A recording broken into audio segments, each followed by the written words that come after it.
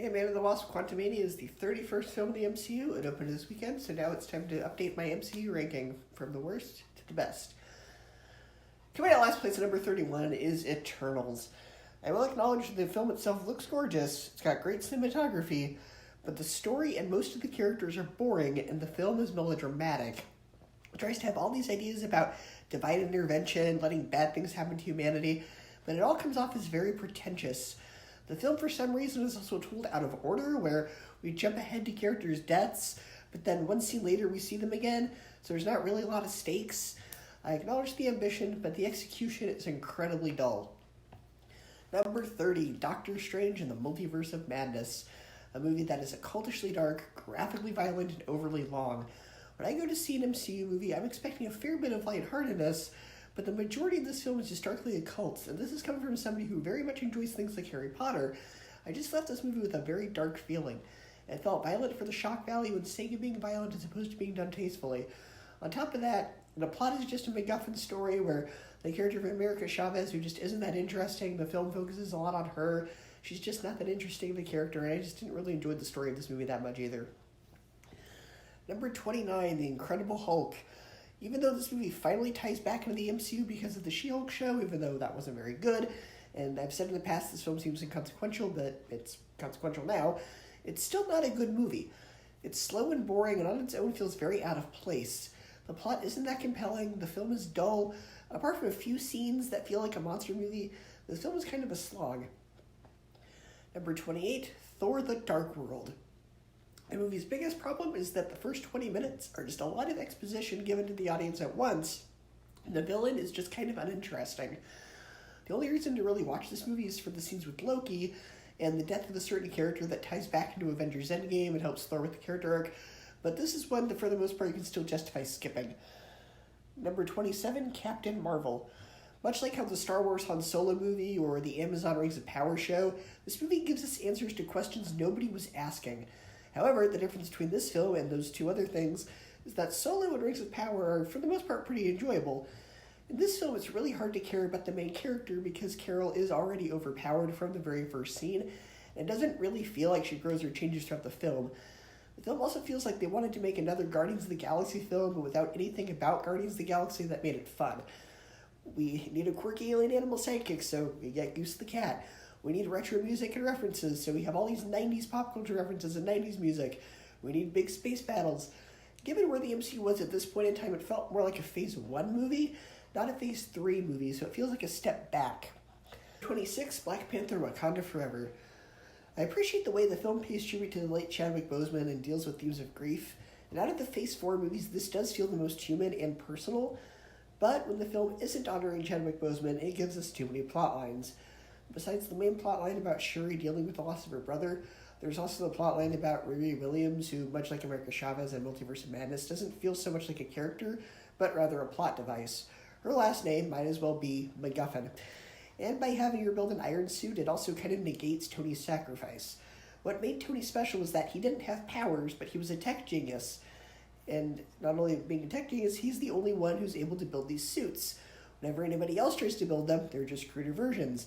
Obadiah Stane in the first Iron Man film just takes up leftover scraps from the suit Tony used to escape captivity and doesn't really know how to use it. When Justin Hammer tries it in Iron Man 2, the test pilots all get seriously injured, and again, his versions are just cheaper knockoffs. Even Spider-Man's suits that he builds himself aren't that fancy. There's a hoodie and some goggles. All of his fancier tech comes from Tony later. And sure, in Far From Home, Spider-Man builds himself a tech suit, but he does so with Tony's technology and while being mentored for Tony for a few years. So much so that Tony leaves Peter in AI so he can continue his legacy. So really, Tony's the only one who can build these things. But now the film expects us to buy into the idea that a teenage girl who, as far as we know, has never met Tony Stark in her life, can build her own iron suit. Making a machine to detect vibranium, I can buy into, but being able to build a fully fledged iron suit is where I kind of draw the line and it starts to not make sense. I get that she's smarter than average, but if anybody can build iron suits now, you take away what made Tony Stark unique. When everyone's super, no one is. And then on top of that, there's also a very thin, uninteresting plotline about Martin Freeman's character and Julia Louis-Dreyfus that I just don't care about. And because the film is so somber and dealing with some very serious themes, When there's humor, it feels very unnatural, awkward, and inappropriately timed. The film has a lot of emotion, but is very overstuffed. Number 25, Iron Man 2. Another example of a film that had potential, but was ultimately bogged down by its own ambition and having too many plot lines. It feels like less of a story focusing on Tony and more of a setup for the first Avengers film. And it seems like for every good idea they had, they also counteracted it with a bad idea. Whiplash, great villain. Then you have Justin Hammer, who in my opinion is over the top and goofy and has incredibly stupid motivations. There's an interesting storyline about Tony's arc reactor poisoning him, but then the film also has scenes like Tony at a party peeing in his suit while drunk, and then fighting War Machine. It's like Marvel was so insecure about whether a sequel to Iron Man, which was already a huge gamble, would work, that they basically said yes to every idea pitched. Number 24, Thor. A film that I'm kind of mixed on. Kenneth Branagh brings his own unique style to the film, and there are some fun moments of Thor getting some culture shock with Earth customs, but there's nothing particularly ambitious about this film. It just feels like a typical comic book movie without anything about it that stands out apart from the cinematography and directing. Number 23, Iron Man 3. It's a problem when the best part about the movie is not the main character. The best parts about it are the scenes with Harvey and the scenes with Trevor Slattery. Now, I know a lot of people aren't a fan of the Mandarin twist, but given the events of Shang-Chi, I think it makes sense. And even before Shang-Chi came out, I've always somewhat defended the twist. Captain America the Winter Soldier sets up the idea about evil people being implanted as the true villains while they use other people as pawns to take the fall. Personally, I think if they had released the Winter Soldier movie first, it probably would have been better received. Number 22, Black Panther. The film has a lot of great action and at times comes off like a spy film. Chadwick Boseman's charisma really makes the film work. But story-wise, there are a lot of problems. The way Wakandan society works doesn't really make a lot of sense. They don't choose their leaders based on beliefs or what's best for the people. They choose them based on who's the most brutal in combat. They're also so distrustful of each other at the beginning of the film that when they're spies from Wakanda, they send other spies to spy on their own spies. And at the end of the film, the people of Wakanda decide they're going to open the border to show the rest of the world a better way of living, even though they just had a war among their own people. And there's also that one other tribe that they just abandoned to live in the mountains and cut off contact with until it was convenient for them. Even though the action scenes are really fun, the film can have a lot of style at times. On a story level, it doesn't work as much for me. Number 21, Doctor Strange. An MCU entry that for me is enjoyable enough. The film does come off as a bit pretentious with its ideas about life, death, and other philosophical discussions that make it seem like it's trying to be The Matrix, and combined with the visuals that, while they are cool, are very reminiscent of Inception. The film does give the main character a great arc, which is why the other appearances of Doctor Strange, especially in Multiverse of Madness, where they essentially made him a bad guy at the end of the film, are so frustrating. On its own, it works, as long as you ignore the other films, because it doesn't really seem like they know how to write the character or what they want to do with him. Number 20, Thor Love and Thunder. Now, I get the criticisms with this film. If it was too goofy for you, okay. But for me, it worked just enough. The film succeeded in one aspect the first two Thor films didn't. In this film, I actually cared about the relationship between Thor and Jane. Now, I do think Christian Bale was a cool villain, even though they did kind of waste him. I enjoyed it when I saw it, but I'm not really clamoring to watch it again that much. Number 19, Thor Ragnarok. After one Thor film that was kind of middle of the road and a follow-up that was just a disaster, Taika Waititi finally brings us a Thor film that gets it right. The first two films had almost no sense of fun, and this film has a lot of fun. But it is a little reminiscent of Guardians of the Galaxy, and I do think that Grandmaster as a villain doesn't really work. And I really think we should have spent more time with Hela because she was a much stronger, much more interesting villain. Number 18, Guardians of the Galaxy Volume 2. The biggest problem for me is that it has jokes at places where they don't need to be jokes. Like Wakanda Forever, there are scenes in this that are meant to help the audience connect with the characters, but instead of pausing to let those moments sit, they immediately follow it up with a joke. And what's also frustrating is the events that get the Guardians to meet Ego are very contrived.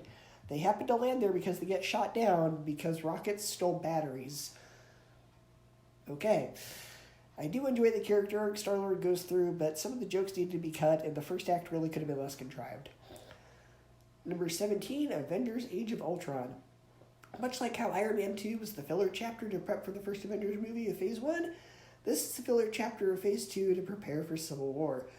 The cast, much like the first film, do still work well off each other, like the running joke about Cap telling people to watch their language, and even the newcomers of Elizabeth Olsen and Aaron Taylor-Johnson give performances that feel like they've been there since the beginning of the franchise. The performances don't feel awkward because they're the new kids to the franchise. James Spader gives one of my favorite villain performances of the MCU as Ultron.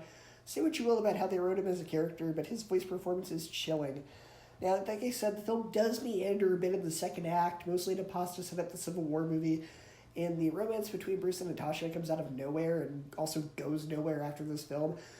It's not as high stakes or ambitious as the first Avengers film or some of the other films in the MCU, but I still kind of find it entertaining. Number 16, Ant-Man and the Wasp: Quantumania. Now, I really enjoyed this movie. I thought the Quantum Realm was very creative. I thought Catherine Newton worked well with Paul Rudd. Jonathan Majors steals the show as the villain Kang. But in terms of the tone, it is definitely the most serious of the three Ant-Man films. There is still some humor, but not nearly as much as his predecessors, so it's kind of an odd tone shift. Michael Pena and the other comic relief from the previous two films aren't in this one, even as cameos, which is a little disappointing.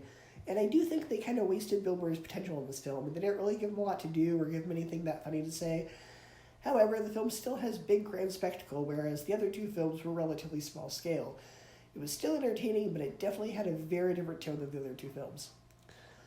Number 15, Iron Man. A film that, given its ingredients, was a huge gamble. Films like X-Men: The Last Stand, Fantastic Four, Superman Returns, and Spider-Man 3, which all came out around the same time as this, were not very well received by critics or audiences, causing many to believe that apart from Christopher Nolan's Batman films, only the first of which had been released at the time, the comic book film genre was more or less dead. Then, out of nowhere, a newly formed studio called Marvel Studios announced they were making a film about Iron Man, a character that outside of the niche comic book community nobody had really heard of. Sure, Iron Man had a cartoon in the 90s, but it wasn't as successful as the other comic book cartoons running at the time, such as X-Men or Batman, and it only lasted 26 episodes. On top of that, they announced the character would be played by Robert Downey Jr., who at the time was an actor nobody wanted to work with due to his substance abuse problems. And on top of that, Jon Favreau was announced as the director. Favreau had directed films before, but his only two successful ones were Elf and Zathura. And even then, those were family films, not big blockbusters. And even then, Zathura just kind of did moderately well. By all accounts, this should not have worked, yet it somehow had all the right ingredients to pull it off. Robert Downey Jr.'s charisma and comedic timing really helped the film, as well as its big, exciting action sequences. While other comic book movies at the time were a bit sillier and more cartoonish, this one felt like it was trying to take itself seriously. And even though I don't like Iron Man as a character, I have to acknowledge it is a very well-made film. This is one of the only films from Phase 1 that still holds up, the other two for me being Captain America and The Avengers. Number 14, Guardians of the Galaxy. Another film that when the trailer came out, most people thought wasn't going to work.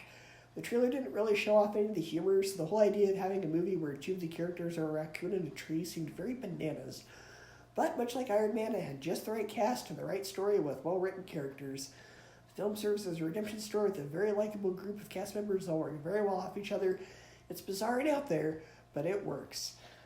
Number 13, Ant-Man. Yet another film not a lot of people had confidence in. I'm seeing a pattern here. Now, considering this was originally supposed to be a Phase 1 movie, but they couldn't agree on a script and director, the film just kind of sat. This was kind of a bad sign. But this is one of those rare times where a film sitting in development for years actually worked to its advantage. There's a good chance that had it come out when it was supposed to, we may not have gotten Paul Rudd as the star, and I can't really imagine anyone else playing Scott Lang. Now, plot-wise, at least in terms of the villain, it is a little reminiscent of the first Iron Man film, but what gives the Ant-Man film its own flavor is it's also a heist film. And the main character is someone who hasn't made the best decisions in life, and he wants to see his life turn around and succeed. The other films of Phase 2 were political thrillers or big spectacle sci-fi films. And this is a film that feels more human and goes back to the simplicity of Phase 1. It's not my favorite film of Phase 2, but it's pretty close. Number 12, Ant-Man and the Wasp. A film that's even funnier than the first. It takes everything that worked about the first one and then expands it. The story is stronger, it feels like it has its own unique flavor instead of being like Iron Man 1. Scott and Hope are a great duo in this one, and we also get more of the Wombats, who are one of the best parts of the film, and where they take their story is pretty fun. Number 11, Shang-Chi and the Legend of the Ten Rings. This is one of the most fun films of the MCU. The action is extremely well choreographed and very fun to watch. The world building and mythology are incredibly interesting, and it somewhat fixes the controversial Mandarin twist from Iron Man 3. But like I said, I never really had a problem with that twist in the first place anyway, so I digress. What pushes it back a smidge is Awkwafina. She's very annoying, she's very awkward, she's very unfunny, The main character is so charming that to have her be the comic relief and just kind of have her be loud and annoying really brings it down, and she's one of the most awkward parts of the film. Number 10, Black Widow. This, in my opinion, is how Brad Bird should have done Incredibles 2. Incredibles 2 was a disappointing film for me because instead of expanding on the ideas of the first film and having a movie about a crime-fighting family, it instead just kind of became an elastigirl spin-off movie with a very long Jack short thrown in as filler to an already thin movie. This is what I was hoping Incredibles 2 was going to be. Even though Brad Bird was not involved in this film, it feels like a lot of influence was taken from him, because this film is like a combination of the first Incredibles movie and Mission Impossible Ghost Protocol, which is the one that he directed. The actors all have a very strong dynamic. The villain is one of the most despicable non-superpowered MCU villains, right up there for me with Robert Redford's character from Winter Soldier. The action is well choreographed, the plot is intriguing, and even when the film slows down, the dialogue is also compelling and keeps you interested, and I think it was worth the 11-year wait. I know it's an unpopular opinion, but I enjoyed it. Number 9, Spider-Man Far From Home. I liked this film a lot more when I first saw it, but upon rewatching it, it has slightly deteriorated in quality for me. That's not to say I don't like it. I mean, it's in the top 10 on a list of over 30 movies. It's just that I have a lot more issues with it than when I first saw it. The film's biggest problem is that the movie is essentially Spider-Man cleaning up Tony's messes, even posthumously, so he's not really given a chance to be his own character until almost the end of the film. I think Jake Gyllenhaal is well cast as Mysterio, but his motivations, just like half the villains of the MCU, are hatred for Tony Stark. Peter doesn't even get his own villain to fight, he just gets Iron Man's leftovers. A lot of the humor in the film also seems needlessly crass, considering Spider-Man is still a teenager in this film, so a lot of the raunchier jokes come off as really ewy. And I also don't think Zendaya has any chemistry with Peter, so to have a big part of the film revolve around Peter trying to confess his love for her just doesn't work for me, since I don't really care about them as a couple. It's still a fun movie, but it is held back by its need to not let Tony Stark go. Number 8, Spider-Man Homecoming. Spider-Man's first standalone entry to the MCU is a fun one. The film feels like a teen comedy from the 80s, like Ferris Bueller, but with superhero elements thrown in. Tom Holland plays the unconfident, fresh to the superhero scene Spider-Man really well, but the film is also held back by, yes, its constant need to throw Iron Man in instead of let it be a solo Spider-Man film. Though apart from the first two Sam Raimi Spider-Man films, this does feel for the most part the most original source material. Number 7, Captain America, the First Avenger. Up to this point in the MCU, we had main characters who were genius, scientists, or gods. The main character in this one is none of those things. He's just a very ordinary guy who's trying his best to do the right thing despite the challenges he was born into. And even after getting his powers, he doesn't let it get to his head, as so often the case. He remains true to who he was before the serum. He doesn't fight for fame or glory or wealth. He fights because he wants to defend the country and people he loves.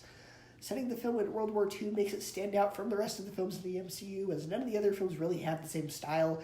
It's got great action, a great script, and my favorite character in the MCU. Number 6, Captain America Civil War. This has one of my favorite fight sequences in the MCU with the airport battle. It's the cinematic equivalent of taking all your action figures and smashing them into each other. The film is well paced, and despite Captain America's name being the title, it doesn't show just his side of the conflict. It also presents Iron Man's point of view as well. It lets the audience choose who they want to side with. Personally, I'm Team Cap. The film was also the introduction of Black Panther and Spider-Man. Black Panther in this film is really mysterious and cool. And of course, after introducing Spider-Man after several years of rights negotiations with Sony, that blew our minds. There are 2 things about this film that I don't care for, though. The first being the issue of trying to make Cap and Sharon a couple. The way they end Captain America's story in Endgame, where he goes back to live with Peggy, now means that in that scene, he's kissing his niece. And even before we knew that, he's only met her like 1 movie ago when he knows so little about her that he didn't even know Sharon was related to Peggy until Peggy's funeral. So either way, it's incredibly weird. The Russo brothers need to pull in George Lucas or J.K. Rowling and make an edit where he's not kissing her and kind of retcon that. I really hope they do. They also wrote Endgame, so let this be a lesson in going back and reading what you've previously written. The other issue is Spider-Man's intro scene. Aunt May just lets Tony Stark and adult strangers who she's never met be alone with her teenage nephew, where Stark then proceeds to lock the door and tell Peter to lie to May about where he's going with him without her supervision and what he's doing with them. She's not a good guardian. An almost perfect film, but it falls a bit short because of those issues. Number 5, Captain America, the Winter Soldier. This movie is actually perfect. Even honest trailers couldn't make fun of it. It's also arguably the most accessible MCU movie, as it doesn't feel like a comic book movie at all. It's more of a Tom Clancy-esque political thriller. The action's well done, the story's intriguing. Cap and Black Widow have great chemistry, which makes me mad they didn't end up together. The villain is one of the most best non-superpowered villains of the MCU, with a despicable plan. This is one of my favorite non-Avengers MCU films. Number 4, The Avengers.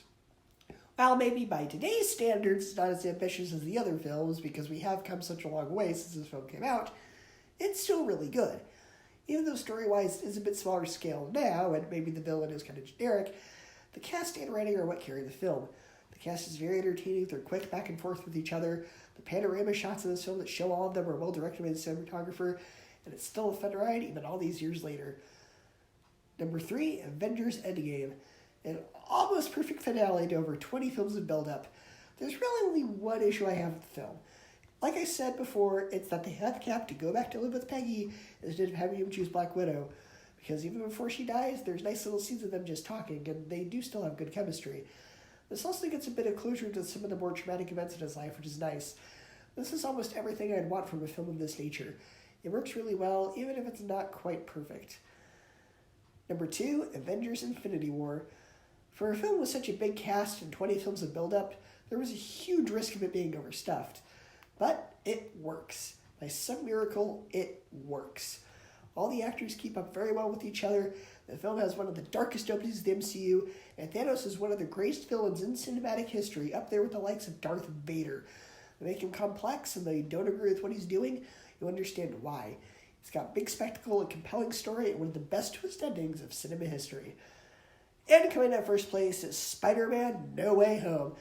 Some of you are probably thinking, oh, you're just blinded by nostalgia. You only like the film because of the novelty of seeing all the Spider-Mans together.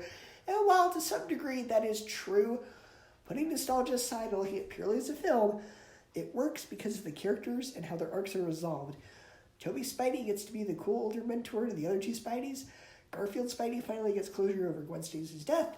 And by the end of the film, Tom Holland Spidey has grown as a character the most that he has in the other films. In the other two films, he was thought of as the successor to Stark, but by the end of this film, he is his own man. He gets a fresh reset, he gets a chance to be the friendly neighborhood Spider-Man he's always wanted to be, he's learned how to control his anger and grief, and how to be responsible with his powers.